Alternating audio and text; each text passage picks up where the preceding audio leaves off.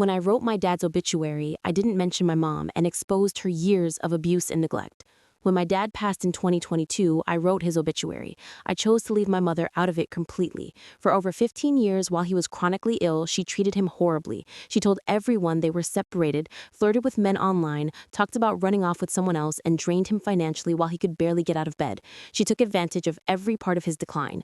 We tried everything to get her out of the house, but legally nothing could be done. My dad eventually made me his durable POA and put me on all his accounts because he knew she couldn't be trusted. I begged him to move in with me for years, but he wouldn't leave the home he worked his whole life for. When his health finally failed, I brought him home on hospice and made sure his last days were peaceful. Even then, she tried to control everything. She refused to consent to his cremation just to spite me and only agreed after I let her keep the survivor benefits she was getting anyway. That's when I decided she does not get to rewrite history. So in the obituary, I didn't list her, not as wife, not as widow, not at all. She flipped out.